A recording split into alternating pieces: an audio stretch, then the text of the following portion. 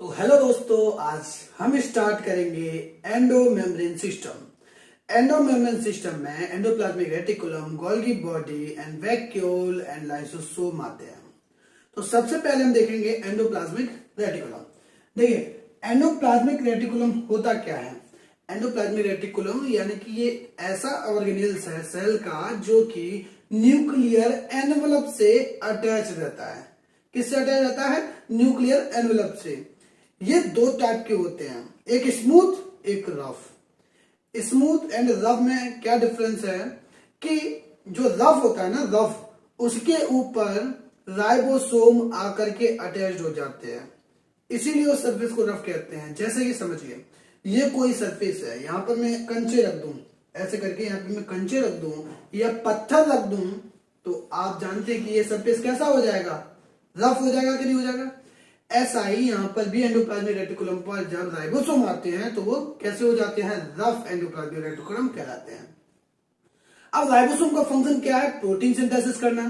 तो यहां पर रफ एंडोप्लाज्मिक रेटिकुलम क्या करेगा? यहां पर प्रोटीन सिंथेसिस करेगा। ठीक है। स्मूथ एंडोप्लाज्मिक रेटिकुलम, देखो स्मूथ से समझ में आ रहा है, स्मूथ माने क्या होता है? चिकना।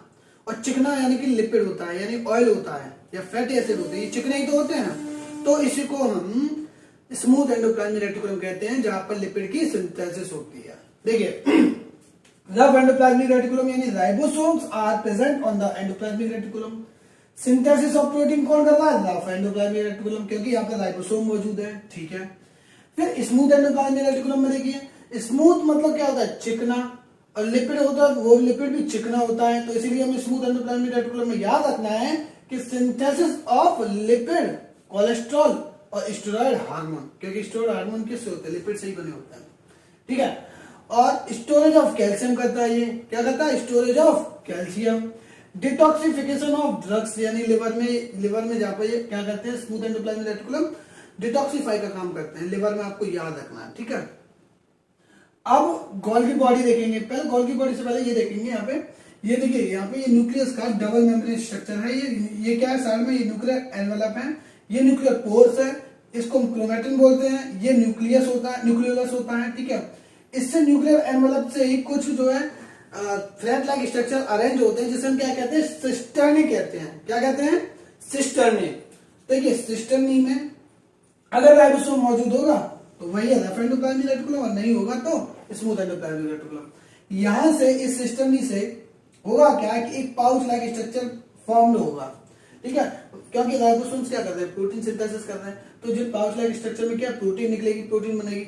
ये प्रोटीन क्या होगी? इमेच्योर प्रोटीन होगी, क्योंकि ये प्रोटीन यूज के लिए नहीं होगी, अभी इसको यूज के लिए बनाना पड़ेगा। तो ये प्रोटीन क्या, जैसे जैसे आगे बढ़ेगी, गोल्गी बॉडी के सिस फॉर्म जो होती है ना, गोल्गी बॉडी पे दो फॉर्म होती है, सिस फॉर्म एंड ट्रांसफॉर्म।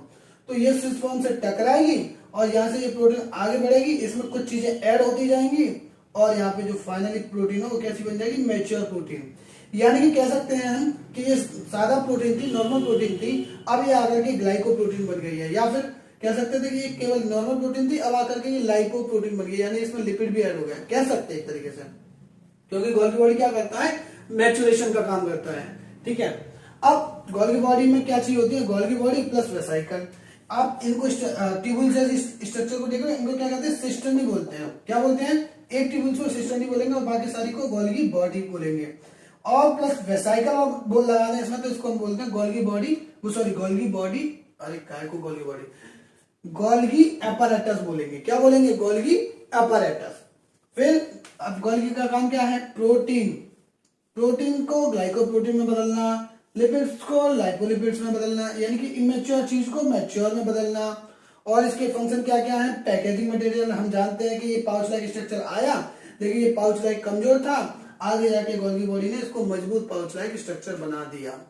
ठीक है। आप इसको ऐसे समझ सकते हो कि मार्केट में चिप्स बनते हैं। क्या बनते हैं? चिप्स बनते हैं। अगर वो चिप्स नॉर्मली रहेंगे तो क्या वो मार्केट में बेच पाएंगे? नहीं। उनके ऊपर जब तक वो मसाला नहीं लगाया जाएगा, जो मसाला फेमस है, खाने में जो स्वाद आता है, वो नहीं लगाए जाएंगे, तब तक वो मार्केट में नहीं बिकेंगे। ठीक है। ऐसा ही कुछ काम यहाँ पे ये करता है, जब तक इन प्रोटीन में मिर्च मसाले नहीं लगेंगे तब तक ये प्रोटीन यूज के लिए नहीं होंगे। ठीक है। ये गोल्गी बॉडी का फंक्शन होता है। अब डिस्कवरी देखिए, अच्छा यहाँ पे ट्रांसपोर्ट का भी तो काम करती है, यहाँ से कोई चीज ली इन्होंने और सेल मेम्ब्रेन के बाहर फेंक दी, तो इसको क्या कहते हैं, ट्रांसपोर्ट का भी काम करती है गोल्गी बॉडी। डिस्कवरी किसने की थी, कैमिलो गोल्गी ने की थी। किसने की थी, कैमिलो गोल्गी ने। इसको हम ट्रैफिक पुलिस भी कहते हैं गोल्गी बॉडी को, ये याद रखना, ठीक है। अब आपने देखा, ये तो देखा रफ एंड डिप्लॉयमेंट रेटिकुलम वाला, यानी कि इमेच्योर प्रोटीन से मैच्योर प्रोटीन बनी। अब हम देखते हैं इमेच्योर लिपिड से मैच्योर लिपिड्स कैसे बनेगा। ये क्या है, स्मूथ एंडोप्लाज्मिक रेटिकुलम है। स्मूथ एंडोप्लाज्मिक रेटिकुलम से एक वेसिकल फॉर्म होगी, क्या होगी, वेसिकल फॉर्म हो जाएगी, धीरे धीरे आगे बढ़ेगी, ये टच हो जाएगी सिस फॉर्म से, ठीक है। इसमें क्या होगा, लिपिड होगा, क्या होगा, लिपिड होगा। ये लिपिड आगे बढ़ेगा धीरे धीरे, ये फॉर्म फेस फॉर्म होती है ना, ये वाली, ये सिस होती है, ये ट्रांस होती है, तो ये वाली ट्रांस जो होती है सीक्रेटरी फेज होती है, ये फॉर्म फेज होती है। तो यहाँ से जब वेसिकल निकलेगी तो इसमें जो लिपिड्स होगा वो बिल्कुल मैच्योर फॉर्म में होगा। कैसा होगा, मैच्योर फॉर्म में होगा, यानी कि यहाँ पे लाइपोलिपिड्स बन चुका होगा, या फिर ग्लाइकोलिपिड्स भी बोल सकते हैं, जो भी आपको बनना है, ठीक है। ये चीज समझ में आ गई। अब ये एंडोप्लाज्मिक रेटिकुलम क्या करती है, एक वैक्यूल्स का भी निर्माण करती है।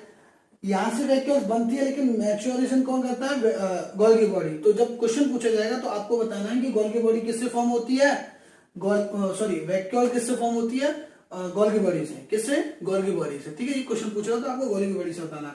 ऐसे ही लाइसोसोम्स किससे फॉर्म होता है, गोल्गी बॉडी से, ठीक है। ये सारी चीजें आपको याद रखनी है।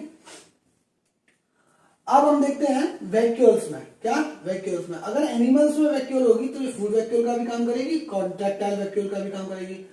फूड वैक्यूल्स यानी कि कोई फूड आया तो उसको एक वैक्यूल के फॉर्म में अंदर लेकर के अपना जो सेल को यूज करना वो कर लिया।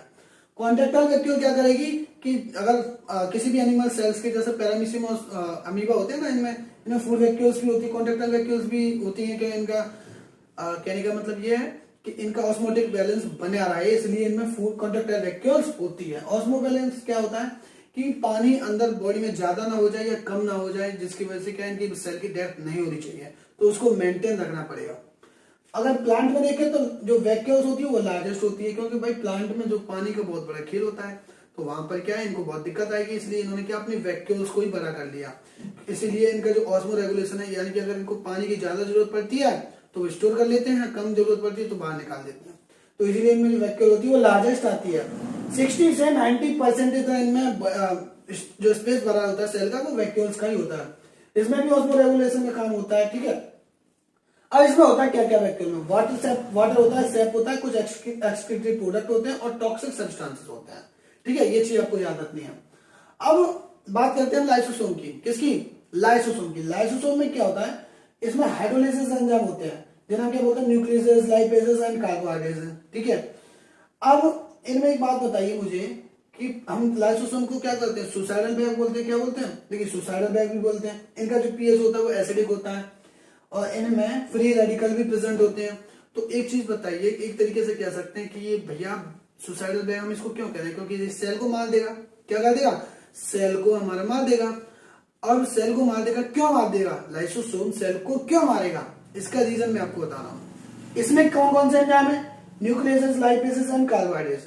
जब कोई बैक्टीरिया लाइसोसोम, यानी लाइसोसोम किस में ज्यादा होंगे, आप सोचिए, लाइसोसोम ज्यादा होंगे मैक्रोफेजेस है, क्योंकि मैक्रोफेजेस का काम क्या होता है, फेगोसाइटोसिस करना, ठीक है।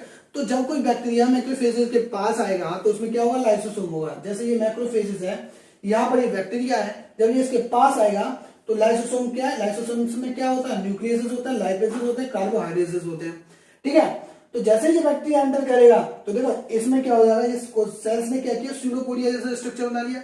हमारा मैक्रोफेजेस क्या करती है, स्यूडोपोडिया जैसा स्ट्रक्चर बनाती है, ऐसे ऐसे स्ट्रक्चर स्टार्ट करेंगी और ऐसे कवर कर लेंगी बैक्टीरिया को, तो ये स्ट्रक्चर स्यूडोपोडिया होता है। तो ये स्यूडोपोडिया लाइसोसोम से फ्यूज हो जाती है, बैक्टीरिया लाइसोसोम के अंदर चला जाता है। इसमें जो मौजूद न्यूक्लियस या लाइपेज जो कार्बोहाइड्रेट्स एंजाइम है वो बैक्टीरिया के न्यूक्लियस यानी डीएनए को तोड़ देते हैं, बैक्टीरिया को किल कर देते हैं, है ना। या किसी भी सेल्स को किल कर सकते हैं, मार सकते हैं, अपनी ही सेल को मार सकते हैं, क्योंकि इसमें अगर ये खुद फट गया ना अपने सेल के अंदर, तो इसमें क्या न्यूक्लियस कार्बोहाइड्रेट, तो ये सारी चीजें क्या करेंगे, सेल वॉल को डिस्ट्रॉय कर देंगी, है ना, फैटी एसिड को तोड़ देंगी और न्यूक्लियस को तोड़ देंगी। जब ये सारी चीजें टूटेंगी तो सेल में क्या बचा। तो लाइसोसोम्स का जो खेल है ना वो यही है। अब ये वाला लास्ट स्ट्रक्चर में आप देखिए, बैक्टीरिया डेड बाई मैक्रोफेजेस, क्या, बैक्टीरिया डेड बाई मैक्रोफेजेस, और इसमें ब्रैकेट में लिखा है लाइसोसोम, क्योंकि लाइसोसोम ही ये काम करता है मैक्रोफेज के अंदर। ठीक है, तो ये चीजें यहाँ पे समझ में आई। अब इसमें कुछ रहा तो है नहीं है। हाँ, एक काम देखिए न्यूक्लियोलस का फंक्शन क्या है। न्यूक्लियोलस का फंक्शन होता है आर, जो राइबोसोमल होते हैं ना, राइबोसोमल जो प्रोटीन सिंथेसिस करते हैं आरएनए, ठीक है, उसको सिंथेसिस करता है, ये बायोजेनेसिस ऑफ राइबोसोम्स करता है। जब यहाँ पे राइबोसोम्स बनते हैं तो वो यहाँ पर चिपक जाएंगे, तो इसको हम रफ एंडोप्लाज्मिक रेटिकुलम बोलते हैं, क्योंकि यहाँ पे चिपक जाते हैं। अगर वो यहाँ नहीं चिपके और साइटोप्लाज्म में आ गए तो उसको हम फ्री राइबोसोम बोलते हैं। ठीक है, फ्री राइबोसोम का फंक्शन ये होता है कि सेल, अगर सेल के अंदर प्रोटीन की जरूरत है तो वो फ्री राइबोसोम से बनती है, सेल के बाहर प्रोटीन की जरूरत है तो वो एंडोप्लाज्मिक रेटिकुलम से बनती है, क्योंकि इसको पैक भी तो करना है तभी तो बाहर जाएगी। ठीक है, तो चलिए वीडियो को यहीं खत्म करते हैं।